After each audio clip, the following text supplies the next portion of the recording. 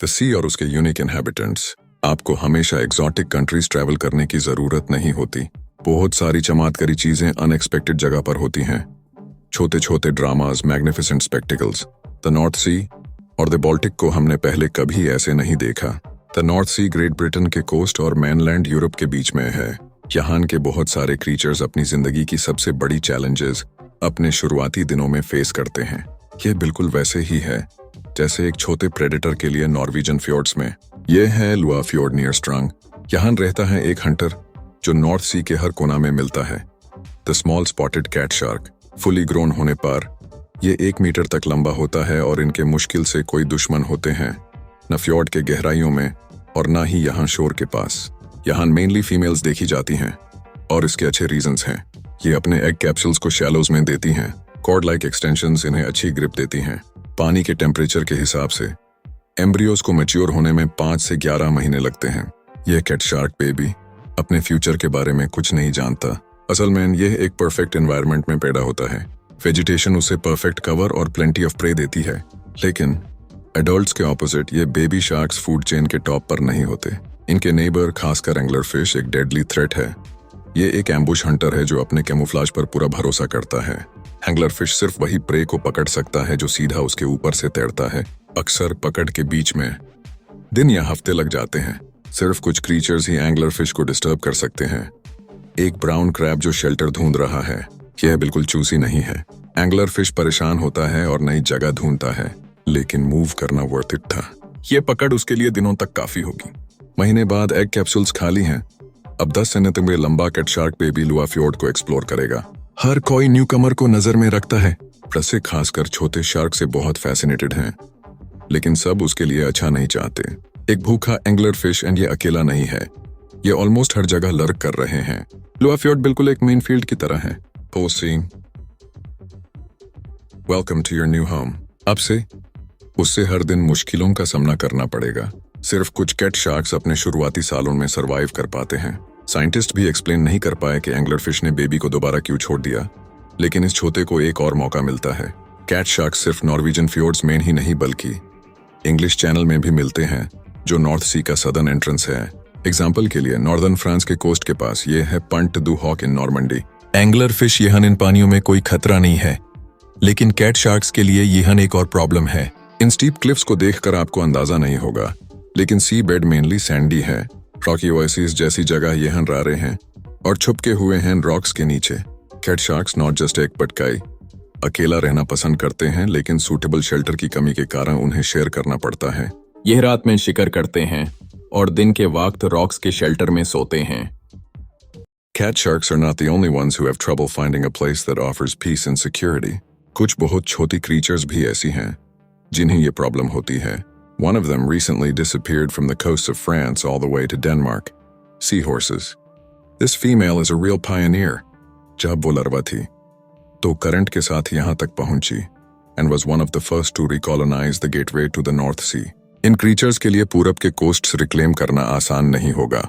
सी horses सिर्फ seagrass में आगे बढ़ सकते हैं, जो उन्हें करंट से प्रोटेक्शन देता है। फॉर अ सक्सेसफुल कमबैक एक चीज जरूरी है, और ज्यादा सी हॉर्सेस। वीक्स से द फीमेल एक मेले की तलाश में थी। उसके चांसेस अच्छे नहीं लग रहे थे। The remaining C horses seagrass के छोटे गुच्छों में बहुत दूर रहते हैं। इन ऑसीज के बीच का खुला इलाका इन पूर स्विमर्स के लिए पार करना मुश्किल है। कभी सीग्रास हर जगह उगता था, बट पोल्यूशन और फंगस ने इसे कई डेकेड्स तक नुकसान पहुंचाया। आज कंडीशंस बेटर हैं और सीग्रास रिकवर कर सकता है, लेकिन अब जो बचा है वो एक विदेशी समुद्री घास जापानीज वायरवीड से ओवरवेल्म हो रहा है। ये शैलोज पूरी तरह से वायरवीड से कवर्ड हैं। It's an extremely invasive species. Local plants जैसे सीग्रास को धीरे धीरे डिस्प्लेस किया जा रहा है, लेकिन सी हॉर्सेस को इस इन्वेजन का फायदा मिल रहा है। कुछ प्लेसेस में वायरवीड ऑलरेडी उनके सीग्रास ओएसिस को जोड़ रहा है। सी हॉर्सेस को फर्क नहीं पड़ता कि वो किस चीज को पकड़ रहे हैं। शायद इसी तरह यह मल यहाँ तक आया। हमारी पायोनियर फीमेल ने वीक्स तक अपने पार्टनर का इंतजार किया और अब उसके पास मौका है। He swims directly towards her. क्या वो उसका दिल जीत पाएगी? बहुत जेंटली वो उसे अपनी तरफ खींचता है। She's done it. The mating dance शुरू होता है। अब वो एक कपल हैं। मे बी एक दिन उनके ऑफस्प्रिंग नॉर्थ सी के कोस्ट्स को कॉलोनाइज करेंगे। जापानीज वायरवीड हर जगह उनका इंतजार कर रहा है। So in the future sea horses Netherlands और जर्मनी में फिर से अपना घर बना सकते हैं। द नॉर्थ सी जर्मनी से लगभग आधा बड़ा है और 100 मीटर से भी कम एवरेज डेप्थ के साथ ये एक काफी शैलो सी है, लेकिन ये बिल्कुल काम नहीं है। विंटर स्टॉर्म्स रेज करते हैं क्लिफ्स के अगेंस्ट स्मैश होते हुए एक अकेली रॉकी आइलैंड पर। सिर्फ तब जब हवा शांत होती है तो आइलैंड को एक अलग रोशनी में देखा जा सकता है। हेलिगोलैंड इन नवंबर, हर साल इसकी ऑफशोर ड्यून्स एक नर्सरी बनती हैं नॉर्थ सी के एक बड़े प्रेडेटर के लिए। ग्रे सील, जैसा कि बहुत सी फीमेल्स के साथ होता है, इस फीमेल ने भी कुछ दिन पहले अपने बच्चे को जन्म दिया है। It's a boy. उसकी माँ एक पावरफुल मेल के हरम की मेंबर है जो लगभग 3 मीटर्स लंबा और 300 किलो से ज्यादा वजन का है। वो बीच का बिना किसी शक के रूलर है। उसके हरम में 10 फीमेल्स होती हैं। वो पेशेंट है। सिर्फ जब फीमेल्स अपने यंग को वीन कर लेती हैं तब वो फिर से उसके साथ मैटे करने के लिए रेडी होती हैं। और यही गोल है बहुत से दूसरे मालिस का भी। कुछ यंग मेल्स लगातार कोशिश करते रहते हैं उसकी फीमेल्स के पास आने की। अगर वो यंग बुल्स को दूर नहीं रख पाते तो बॉस खुद आ जाता है। यंग मेल्स के लिए उसकी सिर्फ अपीयरेंस ही काफी है। बीच मास्टर अपनी डोमिनेंस को एक विक्ट्री रोल के साथ सेलिब्रेट करता है। वो श्योर है कि उसकी फीमेल्स क्लोजली देख रही होंगी। आखिरकार वो सिर्फ स्ट्रॉन्गेस्ट पार्टनर के साथ मेटे करना चाहती हैं। कुछ दिन बाद उसका बेटा अपनी माँ के साथ पहली बार समुंदर में जाता है। Initiation to the sea usually दूसरे या तीसरे हफ्ते में होता है जन्म के बाद। एक बेबी ग्रे सील अपनी माँ के साथ 1 महीने तक ही रहता है, फिर वो अपने आप संभलना सीखता है। बेबी ठंडे पानी में ज्यादा देर तक नहीं रह सकता। लैंड पर उसका लाइट कलर्ड फर परफेक्ट इंसुलेशन प्रोवाइड करता है, लेकिन यह वाटरप्रूफ नहीं है। यह तभी बदलेगा जब वो 4 वीक्स के बाद अपना फर मोल्ड करेगा। जल्दी ही उसकी माँ के पास और ड्यूटीज होंगी। मैटिंग सीजन आ रहा है। एक और फीमेल जो हरेम मैन है वो भी ये महसूस कर रही है और कुछ मालेस के हार्मोन्स रेज कर रहे हैं। बीच मास्टर ये बर्दाश्त नहीं कर सकता। एक एडोलेसेंट मेले फोर्सफुली फीमेल के पास आने की कोशिश करता है।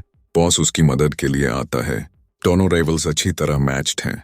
बीच मास्टर अपनी टैक्टिक्स बदलता है, अपने इनॉर्मस वेट का यूज करता है। जो फीमेल रेस्क्यूड हुई है वो उसकी कमिटमेंट देख रही है अपने हरम के लिए। वो अक्सर थकावट लाता है। उसका विक्ट्री रोल सबको दिखाता है कि वो अपने आप को विनर समझ रहा है। जब तक चैलेंजेस सिर्फ उसके अगेंस्ट हैं, उससे हर रोज कहीं उनका सामना करना पड़ता है। यह उसे विजिबली वीकन करता है। बेबी पहली बार अकेला है। उसकी माँ कहाँ है?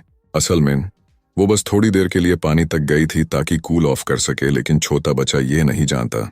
वो अपनी माँ को डेस्परेट होकर ढूंढता है और हर जगह रिजेक्ट हो जाता है। सील मदर सिर्फ अपने ही यंग का ख्याल रखती हैं। उसकी सर्च जारी रहती है। उसके फादर के पास भी एक प्रॉब्लम है।